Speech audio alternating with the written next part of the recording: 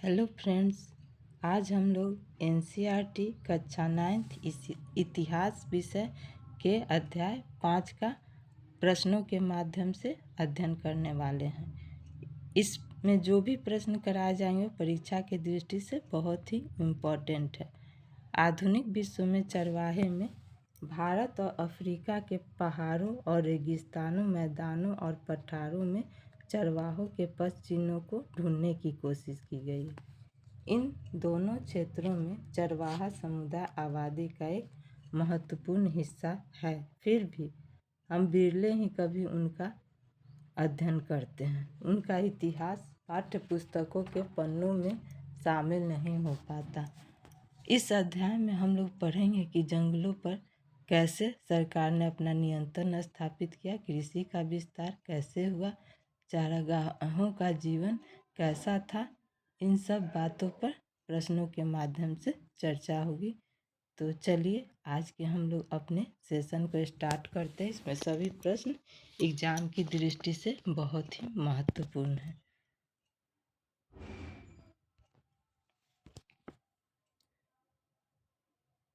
Question number first है, NCERT कक्षा 9th इतिहास अध्याय 5 का विषय क्या है? औद्योगिक क्रांति, आधुनिक विश्व में चरवाहे, किसानों का संघर्ष या नाजीवाद का उदय। तो इसमें आंसर हो जाएगा आपका आधुनिक विश्व में चरवाहे, क्योंकि चैप्टर का नाम ही यही है। तो हम लोग इसी के बारे में इसमें अध्ययन करेंगे विस्तार से। चलिए नेक्स्ट प्रश्न, भारत में गुर्जर बकरवाल चरवाहे मुख्यतः किस राज्य में पाए जाते हैं? यहाँ इस प्रश्न में गुर्जर बकरवाल के बारे में पूछा गया कि किस समुदाय किस राज्य में पाए जाते हैं। तो ये जम्मू कश्मीर के राज्य में पाए जाते हैं। आंसर भी इसका हो जाएगा। नेक्स्ट प्रश्न, गुर्जर बकरवाल गर्मियों में किस ऊंचाई पर प्रवास करते थे?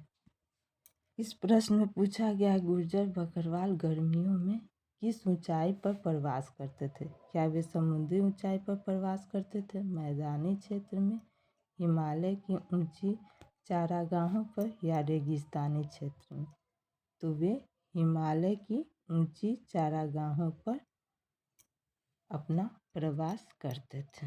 नेक्स्ट प्रश्न, गुर्जर बकरवाल सर्दियों में कहाँ उतर आते थे? लद्दाख, शिवालिक की निचली पहाड़ियों में मैदान, गुजरात, बंगाल। तो गुर्जर बकरवाल सर्दियों में शिवालिक की निचली पहाड़ियों पर एवं मैदानों पर उतर आते थे। ऑप्शन बी इसका आंसर होगा। नेक्स्ट प्रश्न, गद्दी चरवाहे भारत के किस राज्य में पाए जाते हैं? गद्दी चरवाहों के बारे में पूछा गया कि किस राज्य में पाए जाते। तो गद्दी चरवाहे हिमाचल प्रदेश में पाए जाते हैं। इसका आंसर बी हो जाएगा। नेक्स्ट प्रश्न, भोटिया, शेरपा और किन्नौरी चरवाहे किस क्षेत्र में रहते थे? इसमें 3 प्रकार के चरवाहों के बारे में इस प्रश्न में पूछा गया है। क्या ये दक्षिण भारत में रहते थे, उत्तर पूर्व भारत में, हिमालयी क्षेत्र या तटीय क्षेत्र? तो ये हिमालयी क्षेत्र में रहते थे। नेक्स्ट प्रश्न, धनगर चरवाहे मुख्यतः किस राज्य में पाए जाते हैं? इस क्वेश्चन में धनगर चरवाहे के बारे में पूछा गया है। तो धनगर चरवाहे क्या गुजरात में रहते थे, महाराष्ट्र में, राजस्थान में या हरियाणा में? तो ये महाराष्ट्र में रहते थे। ऑप्शन बी इसका आंसर हो जाएगा। नेक्स्ट प्रश्न, धनगर चरवाहे मानसून में किस क्षेत्र में पाए जाते थे? कोंकण तट, थार मरुस्थल, दक्कन पठार या हिमालय? तो धनगर चरवाहे मानसून में कोंकण क्षेत्र में रहते थे। नेक्स्ट प्रश्न, गोला चरवाहे किस पशु को पालते हैं? ऊँट को, भेड़ को, मवेशी को, बकरी को? तो गोला चरवाहे मवेशी को पालते हैं। तो मवेशी में क्या है? गाय और बैल है। तो इसका आंसर सी हो जाएगा। नेक्स्ट प्रश्न, कुरुआ और कुरवा चरवाहे किस राज्य में रहते थे? तो ये कर्नाटक और आंध्र प्रदेश में रहते थे। नेक्स्ट प्रश्न, बंजारा चरवाहे भारत के किस राज्य में पाए जाते हैं? केवल दिल्ली, उत्तर प्रदेश, पंजाब, राजस्थान, महाराष्ट्र, केवल गुजरात या केवल तमिलनाडु? तो बंजारा चरवाहे उत्तर प्रदेश, पंजाब, राजस्थान और महाराष्ट्र में पाए जाते थे। इसका आंसर बी हो जाएगा। नेक्स्ट प्रश्न, राइका चरवाहे किस राज्य में रहते हैं? दोस्तों, ये सब प्रश्न एग्जाम की दृष्टि से बहुत ही महत्वपूर्ण है, इसलिए बिल्कुल ध्यान से इस सेशन को देखिए। राइका चरवाहे किस राज्य में रहते हैं? हिमाचल प्रदेश, राजस्थान, पश्चिम बंगाल या गोवा? तो राइका चरवाहे राजस्थान में रहते हैं। बहुत ही इम्पोर्टेंट क्वेश्चन है, इसका आंसर बी हो जाएगा। नेक्स्ट प्रश्न, राइका चरवाहे मुख्यतः किस पशु को पालते हैं? घोड़ा को, भेड़ और ऊँट को, हाथी को या भैंस को? तो राइका चरवाहे भेड़ और ऊँट को पालते हैं। औपनिवेशिक काल में किस अधिनियम ने चरवाहों के जंगलों में प्रवेश पर प्रतिबंध लगाया? भूमि सुधार अधिनियम, वन अधिनियम 1865 और 78, कृषि अधिनियम या खनन अधिनियम? तो औपनिवेशिक काल में वन अधिनियम 1865 और 1868 के द्वारा जंगलों में प्रवेश पर प्रतिबंध लगाया गया। नेक्स्ट प्रश्न, अपराधी जनजाति अधिनियम कब पारित हुआ? क्रिमिनल ट्राइबल एक्ट के बारे में पूछा है इसमें। 1861, 1871, 1891 या 1901? तो अपराधी जनजाति अधिनियम 1871 में पारित हुआ। Answer B. चरवाहों से चराई कर किसने वसूल किया? यहाँ चराई कर के बारे में पूछा गया। मुगल सरकार, औपनिवेशिक ब्रिटिश सरकार, मराठा साम्राज्य, राजपूत राजाओं ने? तो जैसा कि हम लोगों ने पिछले अध्याय में भी पढ़ा है कि वनों से संबंधित अधिकतर नियम ब्रिटिश सरकार ने बनाए थे, तो इसका आंसर बी हो जाएगा, औपनिवेशिक ब्रिटिश सरकार। नेक्स्ट प्रश्न, अफ्रीका के मसाई चरवाहे मुख्यतः किन देशों में पाए जाते थे? क्या वे मिस्र और लीबिया में पाए जाते थे, केन्या और तंजानिया में, नाइजीरिया और घाना में या दक्षिण अफ्रीका और जिम्बाब्वे में?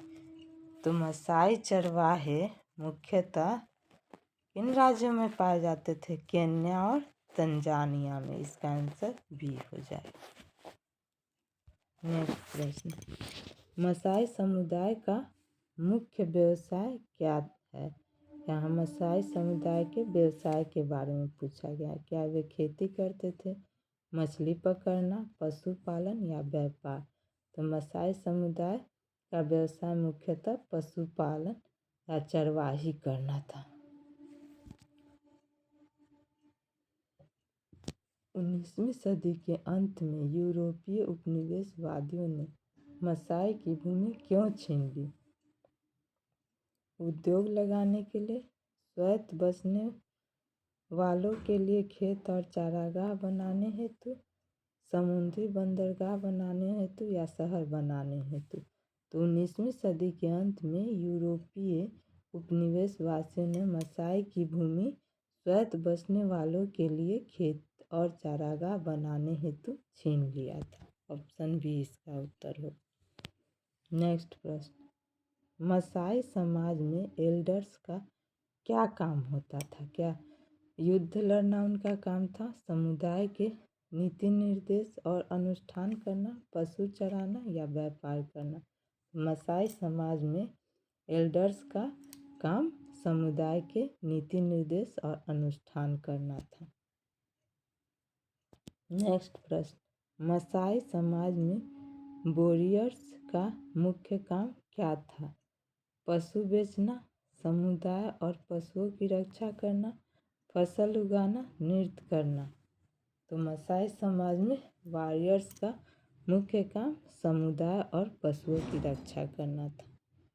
नेक्स्ट प्रश्न, औपनिवेशिक काल में चरवाहों की भूमि कम होने का प्रमुख कारण क्या था?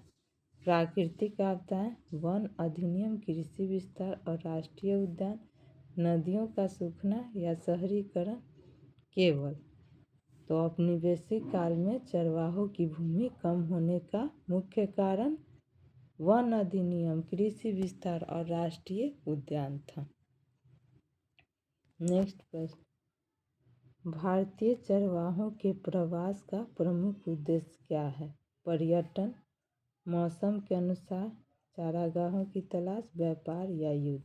तो भारतीय चरवाहों के प्रवास का प्रमुख उद्देश्य मौसम के अनुसार चारागाहों की तलाश करना था। नेक्स्ट प्रश्न, भारत में अनुसूचित जनजाति वनवासियों के अधिकार अधिनियम कब पारित हुए? 1990 में, 2000, 2006 या 2010। तो भारत में अनुसूचित जनजाति और वनवासियों के अधिकार अधिनियम 2006 में पारित हुई। इसका आंसर बी हो जाएगा। नेक्स्ट प्रश्न, पूर्वी अफ्रीका में 1890 के दशक में मसाई समुदाय पर कौन सी भयंकर बीमारी आई? इस बारे में बताना है। क्या हैजा, रिंडरपेस्ट, मलेरिया या टीबी। तो पूर्वी अफ्रीका में 1890 के दशक में मसाई समुदाय पर रिंडरपेस्ट नामक भयंकर बीमारी आई थी। यह एक पशु प्लेग था। इसमें पशुओं को प्लेग हो जाता था। नेक्स्ट प्रश्न, ट्रांसह्यूमेंस क्या है? ट्रांसह्यूमेंस, क्या यह एक प्रकार की खेती है? मौसम के अनुसार ऊंचे और नीचे क्षेत्रों में चरवाहों का नियम प्रवास है, एक सिंचाई पद्धति है या एक आदिवासी त्यौहार है? तो ट्रांसह्यूमेंस मौसम के अनुसार ऊंचे और नीचे क्षेत्रों में चरवाहों का नियमित प्रवास है। बहुत ही इम्पोर्टेंट क्वेश्चन है। नेक्स्ट प्रश्न, ब्रिटिश सरकार ने वेस्टलैंड एक्ट किस उद्देश्य से बनाया? जंगल बनाने के लिए, बंजर भूमि को कृषि में बदलकर राजस्व बढ़ाने के लिए, चरवाहों की मदद के लिए या सड़क निर्माण के लिए? तो ब्रिटिश सरकार ने वेस्टलैंड एक्ट राजस्व को बढ़ाने के लिए किया था। ये बंजर भूमि को कृषि में बदलकर अपना राजस्व बढ़ाना चाहते थे। ऑप्शन बी इसका आंसर होगा। नेक्स्ट प्रश्न, 1947 के बाद भारत में चरवाहों की समस्या और बढ़ने का एक बड़ा कारण क्या था? आर्थिक उदारीकरण, राष्ट्रीय उद्यानों और वन्यजीव अभयारण्यों की स्थापना, बांधों का निर्माण या समुद्री तूफान? तो 1947 के बाद भारत में चरवाहों की समस्या बढ़ने का एक बहुत बड़ा कारण राष्ट्रीय उद्यानों और वन्यजीव अभयारण्यों की स्थापना करना था। Option B.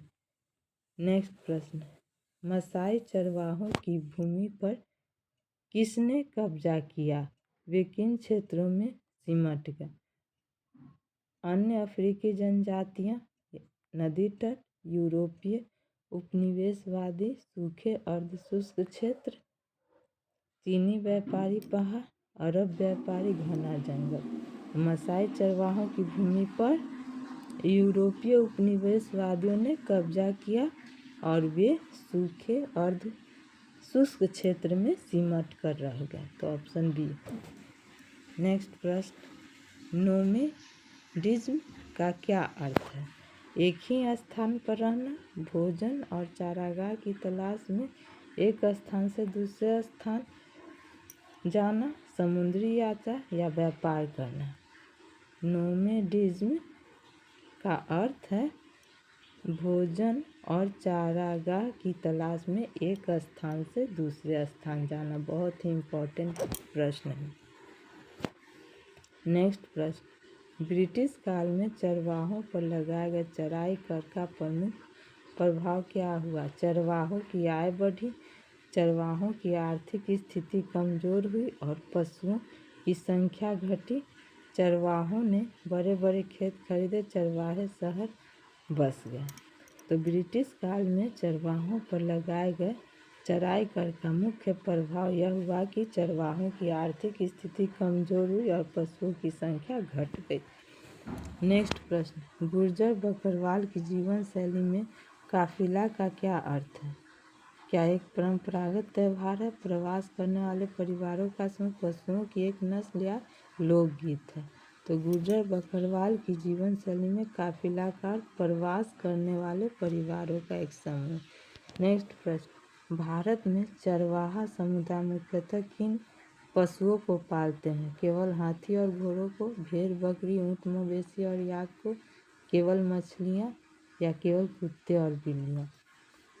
तो इसका आंसर हो जाएगा भेड़, बकरी, ऊँट, मवेशी और याक को।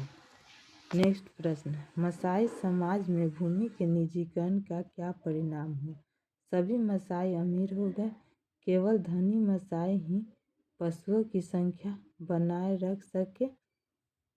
गरीब मसाई खेत में मजदूर बन गए, मसाई ने शहर बसा, मसाई ने कृषि छोड़ दी। तो मसाई समाज में भूमि के निजीकरण का परिणाम यह हुआ कि केवल धनी मसाई ही पशुओं की संख्या बनाए रख सके, गरीब मसाई खेत मजदूर बन गए।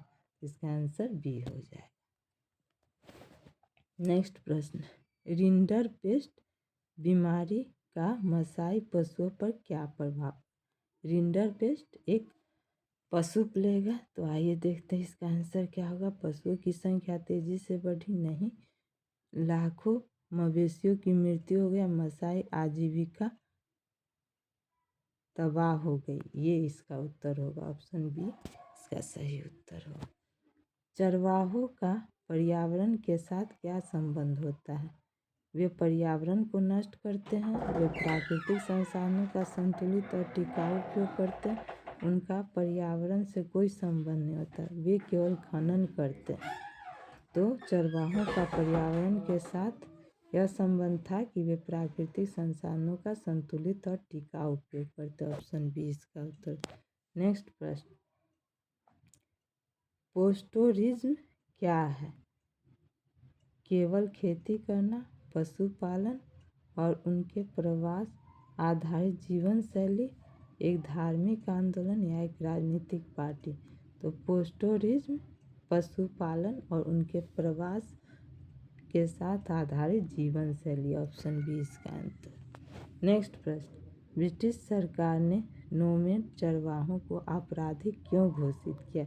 वे कर नहीं देते थे, उनकी घुमंतू जीवन शैली नियंत्रित करना मुश्किल था, उन्हें सरकार संदेहास्पद मानती थी, वे विदेशी थे, वे जंगल काटते थे। तो नोमैड उन लोगों को कहा जाता था जो घुमंतू जीवन शैली नियंत्रित करना जिनका मुश्किल था और सरकार उन्हें संदेह की दृष्टि से देखती थी। तो इसका आंसर बी हो जाएगा। नेक्स्ट प्रश्न, आधुनिक काल में चरवाहा समुदायों के सामने सबसे बड़ी चुनौती कौन सी थी? नई भाषाएं सीखना, चारागाह भूमि का सिकुड़ना, वन कानून और सूखा, इंटरनेट की कमी या नए पशुओं की खोज? तो आधुनिक काल में चरवाहा समुदायों के सामने सबसे बड़ी चुनौती चारागाह की भूमि का सिकुड़ना, वन कानून और सूखा, ये सब चुनौतियां उनके सामने खड़ी हो गई थी। बहुत ही इम्पोर्टेंट प्रश्न है। नेक्स्ट प्रश्न, अध्याय आधुनिक विश्व में चरवाहे हमें क्या मुख्य संदेश देते हैं? ये प्रश्न बहुत ही इम्पोर्टेंट है। चरवाहों को खेती करनी चाहिए, आधुनिक नीतियों ने चरवाहों की पारंपरिक और टिकाऊ जीवन शैली को गंभीर रूप से प्रभावित किया। चरवाही एक नई कला चरवाहे केवल अफ्रीका में है। तो इसका मुख्य संदेश इस चैप्टर का यह है कि आधुनिक नीतियों में चरवाहों की पारंपरिक और टिकाऊ जीवन शैली को गंभीर रूप से प्रभावित किया। ऑप्शन 20 का उत्तर हो जाएगा।